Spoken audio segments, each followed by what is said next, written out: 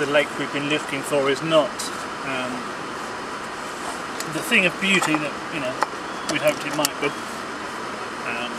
We've just been down a horribly rutted track, and it's all tall grass, and you couldn't camp there. There's no clearing. So John, in his 4x4, is going to. There's a turning down the road, so he's going to go down there and scout it out, and if it looks good, he'll CB us, and we'll head on down. But I think what we're probably going to do is camp on one of the grass verges over there somewhere.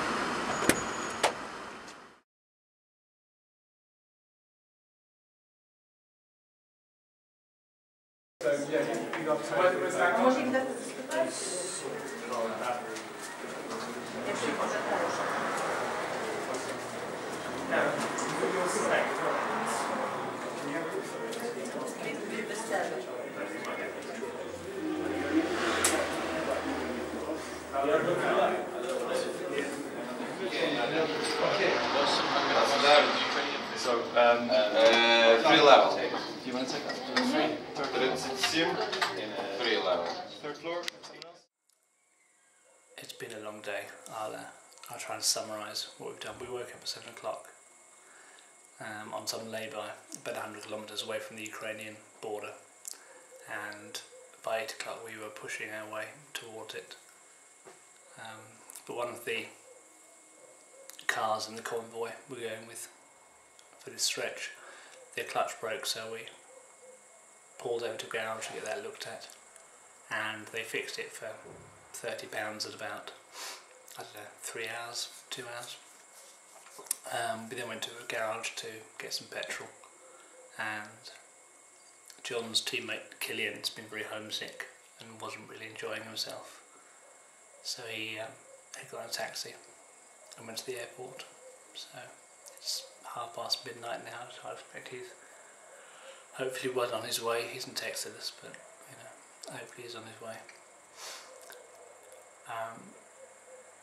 We then got to the border and we sailed through, and it was all very easy for us. It only took, I don't know, 10-15 minutes, but some teams are having a nightmare. There was a team that's driving an ambulance and a team that's driving a fire engine, and both were asked for $10,000 cash to get through the border. A couple of teams had just temporary V5 forms because they bought their cars quite recently and hadn't got the full forms yet, and they were asked for $3,000 to $4,000, which obviously they declined to pay. So you know, we waited as long as we could, and we reluctantly left them there, and they were going to camp it out and just wait for the next shift to come on, in the hope that the next border guards wouldn't want the hassle of dealing with them and would just send them away. We got some text later, and I think they managed to barter them down to some fairly small figure. And word of the grapevine was one team got through to just giving them a can of Red Bull, and apparently that was sufficient. The main problem we thought we were going to have at the border was because John's teammate Killian left, John's car was in Killian's name, so it didn't match for the paperwork. So John wrote a letter and signed it from Killian, signing over the car to him, and that seemed to do the trick, and it got us into Ukraine. But we don't think it's going to work in Russia. So the current plan, and it may change, is that we're going to go and drive up to see some of Kieran's friends in Ukraine and give them the car, and then we will lighten what we're carrying and put his roof rack on our micro, and he'll come with us into the newly renamed Team Awesome. So that's the plan on that. So we just got through the Ukrainian border, and you've got to buy insurance. So we pulled over, and one team bought it for £70, and we got it for 11, and it just seemed to be a completely random amount. Having done that, we were 2 minutes down the road and we were pulled over by the police, who told us it was a no stopping zone, and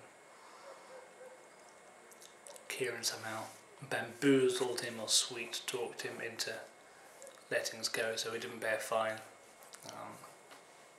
But it's a pretty good scam, because you cross over the border, pull over to get your insurance, and then some cop jumps on you to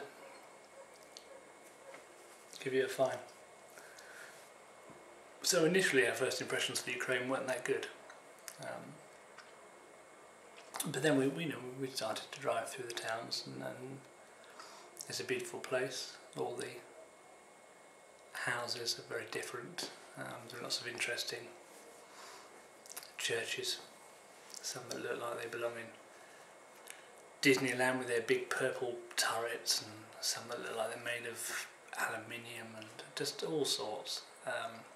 Lots of farmyard animals in front gardens, lots of front gardens that are sown with crops, basically, kind of tended for food. We pulled over to let some sheep go past, and the farmer came over and we had a chat as best we could. Told him that I was English and Kieran was Scottish, and he seemed like a very nice guy. Told us not to go to Moscow because all Russians are not to be trusted and bastards. So that was really nice. We shook his hand and carried on, and we'd heard talk of a lake that we might be able to camp at, so we tried to find that, but it was slightly hard because there are lots of unfinished roads which aren't on the map. So you'll be driving down a road and it'll just turn into a dirt track,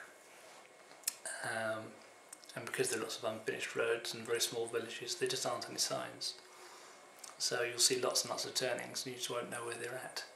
And even on the map, where it's a relatively big line, it doesn't necessarily point to being a substantial road.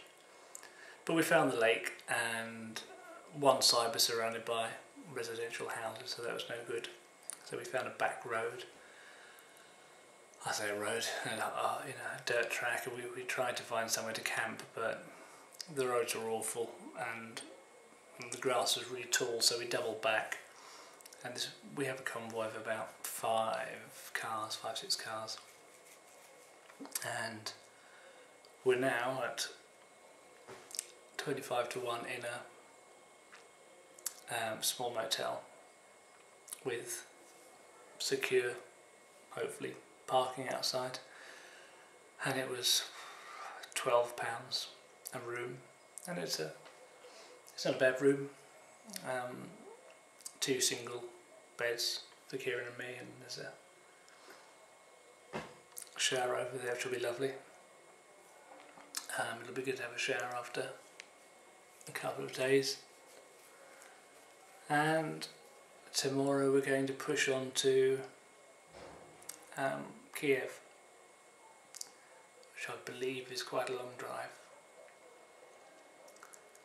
but it's been a good day. It's been a long day, but it's been epic. Lots of stuff's happened, and we've got into another new country, and if we manage to leave relatively early tomorrow, as I guess we will, as checkout's 9 o'clock or whatever, then yeah, tomorrow we'll head well into the heart of Ukraine, on towards Russia.